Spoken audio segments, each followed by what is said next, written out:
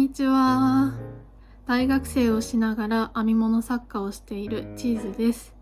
今日は最近完成した作品と今編みかけの作品を紹介しようと思います。編み物や家事などのお供に聞いていただけたら嬉しいです。ではまず、完成品の紹介からしたいと思います。完成品は全部で3つあります。じゃあまず1つ目はじゃん、靴下です。初めて編みました棒針編みの靴下です。これは編み物予備校さんの、YouTube の動画を参考にして自分の足のサイズで編みました。毛糸は、KFS のサーカスを使いました。制作期間は編んでいる時間だけを計算したらだいたい2週間とか1週間くらいで完成したと思います。サイズは 23.5 センチの足のサイズになってます。棒針編みの靴下を編むのが初めてだったので、まずは自分用にっていうことで今回は自分の足のサイズで作ってみました。靴下を初めて編んだ感想やこれから初めて靴下を編む人に向けた動画を先日投稿していますので、よければそちらもご覧ください。サムネにこの靴下が写っているのですぐわかると思います。で、今週この靴下を持って糸紡ぎの教室に行ったんですけど、その時に、休憩中先生や他の生徒の方にこの靴下を見せたところとっても褒めていただいて毛糸の色合いがあなたに合っているわねって先生に言ってもらいました。他にも編み会でベテランのソックニッターさんたちに見てもらって、初めてなのにちゃんと履ける靴下を完成させられてすごいねってまた褒めていただきました。靴下の履き心地についてなんですが、正直とってもいいです。私は、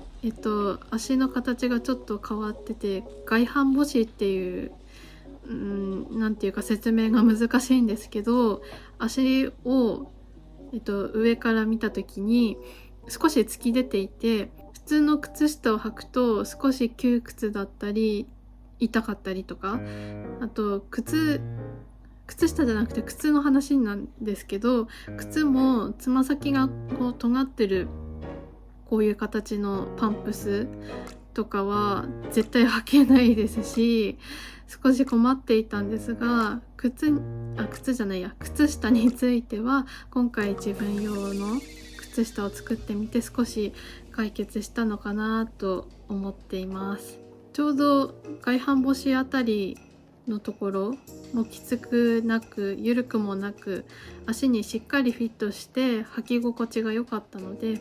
今後も靴下は編んでいきたいなと思いました。次は母の日に向けて母用の靴下を編みたいなと考えています。毛糸はおばから以前いただいた KFS のランデブーがまだたくさんあるので、それを使って靴下を編みたいなと思っています。完成したらまた紹介します。じゃあ1つ目は靴下でした。じゃあ2つ目はヘアバンドです。こんな感じで、これは、先週の Vlog で編んでいたものです。これは海外の方が YouTube に投稿されている編み方動画を参考にして毛糸を2本引き揃えて、作ってみました。使用した毛糸はセリアのオーガニックコットンの太い方と流れ星という毛糸を1玉ずつ使ってみた結果かなり余りました。で、完成までにかかった時間は30分から1時間くらいだと思います。思ったよりすぐに完成したので Vlog で紹介した通り次の日には外出先でかぶってました。すぐにできるし、和風負荷ほど着る服を選ばなくても何でも似合うので、たくさんつけてお出かけしたいと思います。もちろん和風負荷もたくさんつけます。じゃあ2つ目、ヘアバンドでした。で3つ目も同じくヘアバンドです。こうか、ヘアバンドです。これはよく見るとチューリップ模様になるように考案された海外の方の編み方動画を参考にして使った毛糸は、このお花の部分がセリアのビジュという毛糸で、葉っぱの部分がトロピカルコットンで、先ほどのヘアバンドと同じくこの白い部分はオーガニックコットンの太い方を使いました。結ぶチェーンをちょっと編みすぎてしまって、そこが反省点です。でもそれなりに使えるので、私的には結構満足しています。チューリップらしからぬダークトーンで、花びらもちょっと不思議な感じで、周りの白色とのコントラストも面白いなと思ってて、他にはない雰囲気でとってもお気に入りです。ヘアバンド、今日紹介した2つについて、使った毛糸は全てセリアで購入できるので、真似してみたい人はぜひセリアで毛糸を探してみてください。そしてパターンについてですが、どちらも YouTube にある英語を話される方の動画を参考にしました。クロッシェヘアバンドとかで調べるとたくさん編み方動画が出てきて面白いので、もし興味のある方は YouTube で検索してみてください。英語のパターンって難しそうだなって思う方も多いと思うんですが、かぎ針編みを一通りできる方なら問題なく作ることができると思います。最低でも鎖編み、長編み、あとは細編みかな、それくらいできる方なら英語のパターンでも作品制作ができると思います。私も今回初めて英語のパターンでこの2つの作品制作に取り掛かったんですが、1時間あればヘアバンドが1つ余裕で作れるくらいには簡単でした。他の言語のパターンって少し私的には抵抗があったんですが、でも私はもっとたくさん編み方とか、それから技術とかに出会って自分に吸収したかったので、今回は挑戦してみました。挑戦してみたら不安だった過去が嘘だったかのように順調に編むことができて、とっても楽しかったですし、海外の編み方動画を投稿されている方のほとんどは技術っていうか技法について説明が初心者さん向けのレベルで優しいので、もしかしたらかぎ針編み初心者の方でも難なく英語のパターンで作品を作ることができるかもしれません。もし興味があれば挑戦してみてください。英語の編み方動画についてもっと詳しく知りたい方はお気軽にコメントしていただければお答えします。よろしくお願いします。じゃあ完成品の紹介はこれでおしまいです。じゃあ次に今編んでいるものについて紹介しようと思います。今編んでいるものはこれだけだとちょっとまだわかんないと思うんですが、これも英語の編み方動画を参考にして自分のサイズで作っているミニカーディガン。これは前立ての部分になります。こっちはもう終わっていて、今は後ろ身ごろを作っているところです。後ろ身ごろはこんな感じ。こっちが上、こっちが下になります。で、これでミニカーディガンを作っていて、数日前に実はこの後ろ身ごろが完成して前立てと合わせてみたらサイズが全然合わなくて、動画を見返してみたらその動画で作られてるサイズと今私が作ってるカーディガンのサイズが全然違うんですけど、それに気づかないでその動画の目数と同じで作ってたので、すごいちっちゃい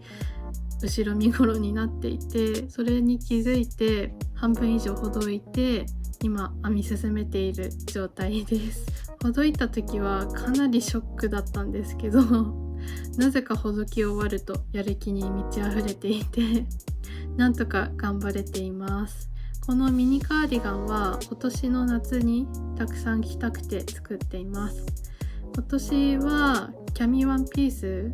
をたくさん着たいなと思っていて、それに合わせる、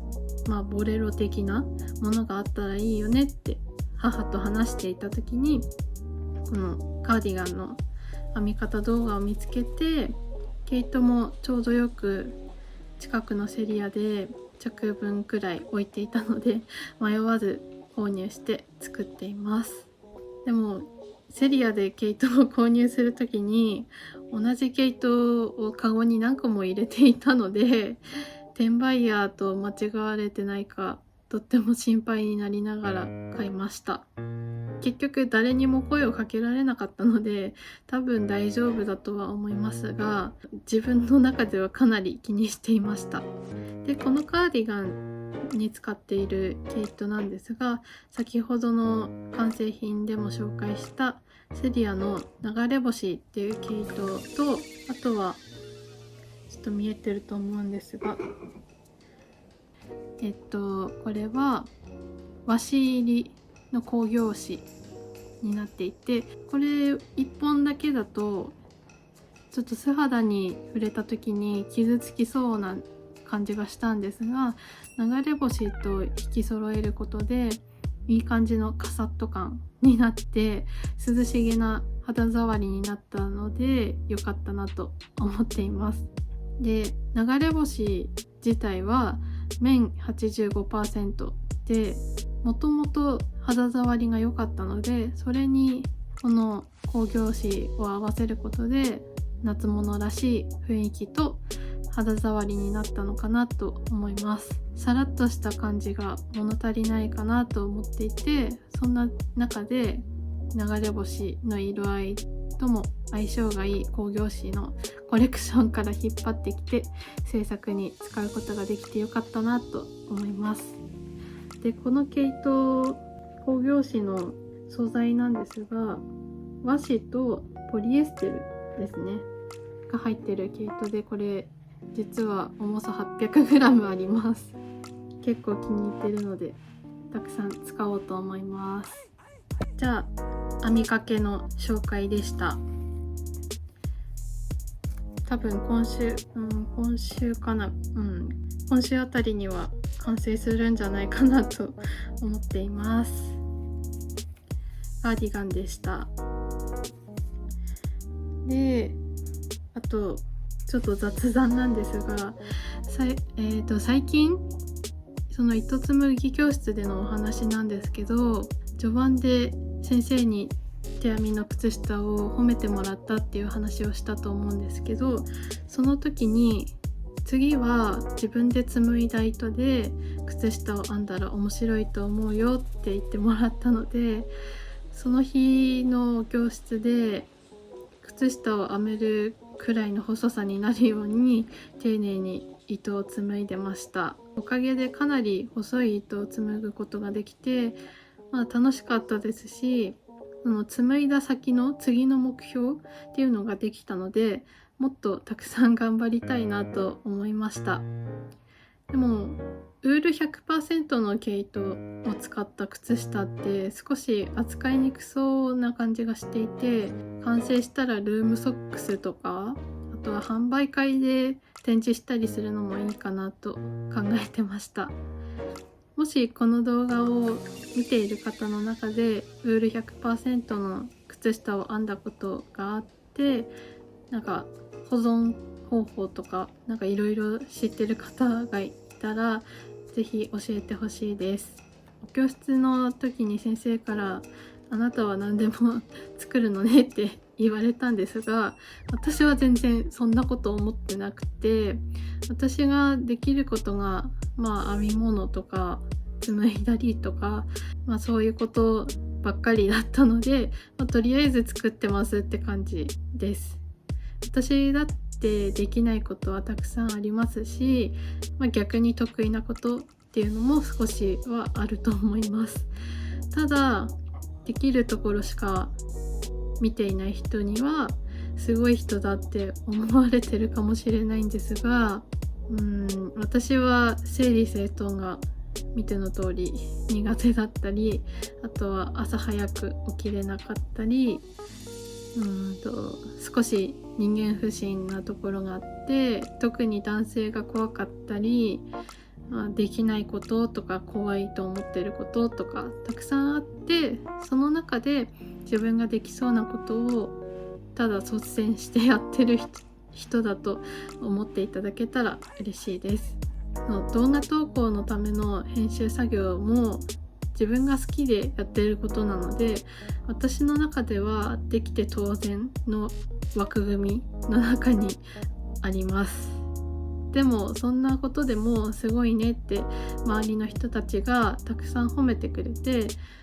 モチベーションにもつながっていますし、動画編集もそうですが、